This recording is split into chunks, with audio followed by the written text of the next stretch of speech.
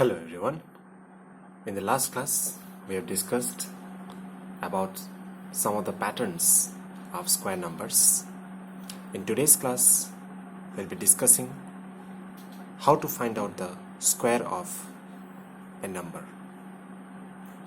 Well, in general, we all know how to find the square of a number. But what if the number is a little bit larger number? Then in that case, the general technique of finding out the square of the number would take us some time. So in order to reduce that time limit, we can adopt some other ways of finding out the square of the number. So today's topic is find the square of a number. So as I've said a while ago, we can find the square of a number by simply multiplying that number by itself. This is the general technique of finding out. And that is well valid also for the finding out the square of the numbers. But in case of a single digit number from 1 to 9, it is quite easy. Even up to 20 also, it's quite easy. But what if the number gets increased, or what if we have to find out the square of a larger number? Then in that case, the time taken to multiply such a huge number or a large number would be more. So in order to reduce that time, we can find out some different ways of solving how to find the square of the larger number. So we have taken an example, say if you have to find the square of 23. So how to do that? So here is the method of finding out the square of a number. We know 23 can be written as 20 plus 3. Clear? Now what we'll do is, we will square it. 23 square can also be written as 20 plus 3 whole square.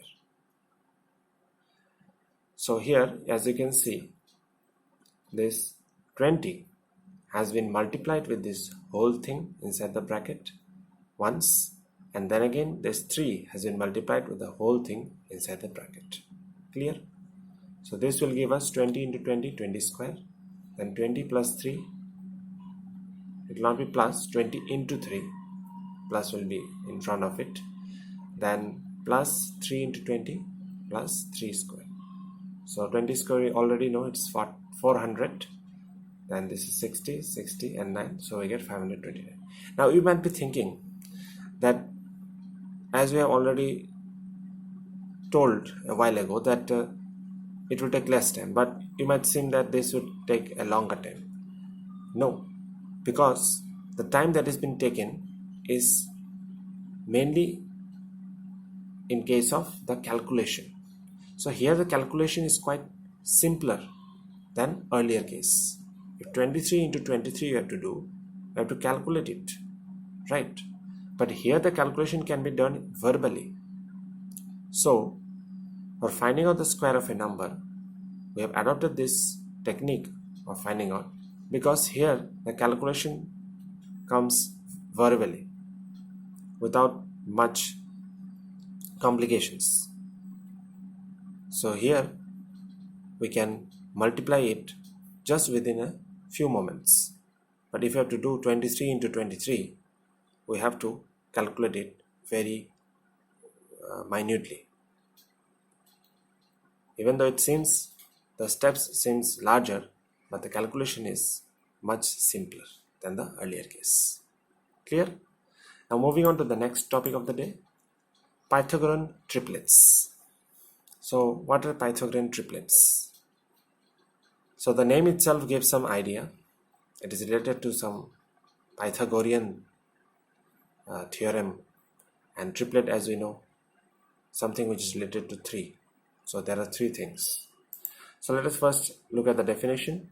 A Pythagorean triplet consists of 3 positive integers. Yes, 3, as I've said already, 3 positive integers, a, b and c, such that a square plus b square will give us c square. will be equal to. And why the name has been given as Pythagorean triplet? Because it has been derived from the Pythagoras theorem. If you remember correctly, Pythagoras theorem is applied in the case of a right angle triangle, where the length of the three sides of the triangle can be written in this formula: a square plus b square is equal to c square. This has to satisfy this formula. This right angle triangle, the length of the sides of the right angle triangle has to satisfy this formula, that is a square plus b square is equal to c square. In most of the cases, the other two sides, the perpendicular height and the base square, the sum of that squares has to be equal to the hypotenuse square. Clear? So we'll not go to the Pythagoras theorem. Just you have to focus on this. Since the form is similar to that of Pythagoras theorem, so the name has come Pythagorean triplet. So here mainly you have to focus on satisfying this formula as well as finding out which are the triplets. So this is our main task to do. Now let us consider three numbers, 3, 4 and 5. Now you have to check that whether these three numbers are Pythagorean triplets or not. So just have to put it in the form: 3 square plus 4 square is equal to 9 plus 16, that is 25, and it is equal to 5 square. So what you have to do is that in Pythagorean triplet, we have to see that the sum of the square of any two numbers has to be equal to the square of the third number. If this thing satisfies, then our job is done. We can say that these three numbers are Pythagorean triplets. But if it doesn't satisfy us in any way, then it cannot be said as Pythagorean triplet. Now it's not mandatory that the smaller number square has to be equal to the greater number. It's not like that. You have to just check by yourself that the sum of the square of any two numbers has to be equal to the square of the third number. If this property satisfies, only then we can say Pythagorean triplet. Yes, but in most of the cases you can see, if you do a lot of examples, or if you try this Pythagorean triplet form with many other numbers, you will see one thing common is that in most of the cases that these smaller numbers, the square of the smaller number, sum of the squares of the smaller numbers is equal to the square of the greater number. We'll see more of it in the next. So you can say that these three numbers are Pythagorean triplet. Now there is a general form. Here the numbers are given to you. What if only one number is given to you? And then you have to find out the other two numbers in the triplet. In that case, what you will do? So there is a general form that you have to remember, that for any natural number m, which is greater than 1, it has to be greater than 1. We have 2m square plus m square minus 1 whole square will be equal to m square plus 1 whole square. So the triplets are 2m, m square minus 1 and m square plus 1. They form the Pythagorean triplet. So this is the general form. You have to remember this general form. In case if you are given only one Pythagorean triplet, one of the number of the Pythagorean triplet, and if you are asked to find out the other two numbers, then you have to satisfy this form. Clear? Now using this form, let us see some examples of Pythagorean triplet. The first example is, write a Pythagorean triplet whose smallest number is 8. Yes, that's what I've said a while ago. If one of the number is given to you, find out the other two numbers.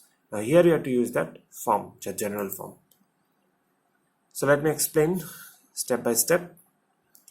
So we can get the Pythagorean triplet using the general form. This, we'll write it down. Now what you have to do, we have to use the trial and error method. It is not mandatory that we have to put this only first. It's not that. You can check with every of them. We will write this form 1 up to 1 and we'll check, is it equal to the number 8. We'll see that. So you can see here, let us first take m square minus 1 equals to 8. We have to find out the value of m. That is very important because m is in every form. So you can see here, we have to find out the value of m. So we got 3. Therefore 2m will be 6 and m square plus 1 will be 10. But this contradicts the question, because in the question it is given that 8 is the smallest number, but here we got 6 as the smallest number. So definitely this criteria will not satisfy. So we have to try out with another form. Now let us try with 2m equals to 8. In that case we got m equals to 4, and if we'll put the value, substitute the value of m here, we get 15, and here we get 17. So here it clearly satisfies because we got 2m as 8, m square minus 1 we got 15, and m square plus 1 we got 17. So obviously here 8 is the smallest number. According to the question, it satisfies. So definitely this is the Pythagorean triplet. And even if you do the square of it, that say 8 square plus 15 square, we will get equal to 17 square. 15 square is 225, 8 square is 64. So 225 plus 64 will give us how much? Will give us 289. That is equal to 17 square. So definitely this is a Pythagorean triplet. So in this form we have to substitute the value and see for ourselves, find out the value of m, then we have to find out the value of 2m and m square minus 1 and m square plus 1. And also we have to see that whether or not it satisfies the question, and then we have to check that whether or not it satisfies the Pythagorean triplet form. And if all this criteria satisfies, then definitely it is the Pythagorean triplet. Clear? Now let us move on to the next question, next example. Find a Pythagorean triplet in which one of the number is 12. Yes. Now here it's not mentioned that it is the smallest number or the largest number. So this is more a critical case now. So nothing to worry about. You have the thing you have to do is just follow the same pattern. You have to use the general form. After using the general form, what you have to do is that you have to write it down in this way. M square minus 1 equals to 12. Then m square, you have to find it out. So m square of 13 square cannot be found out. Or you can say 13 square root, it cannot be found out. This value of m will not be an integer. Clear? Now if we put it m square plus 1, here we get 11. This is also not possible because m's value will not be an integer here. If we put it 2m equals to 12, here m we got 6. So we'll substitute this value of m here in m square and m square plus 1. So we get 35 and 37. Now if we now we have to check whether or not this is a triplet or not. If we do 12 square plus 35 square, we will get the value that is equal to 37 square. So definitely this is a Pythagorean triplet. So I hope you all have understood today's class. You can try it out with other examples that are given in your textbook. You can try it out for yourself using this general form. Then again you can re-verify yourself by using that form a square plus b square equals to c square, and check for yourself whether or not it is a Pythagorean triplet. So that's it for today's class. Thank you and have a nice day.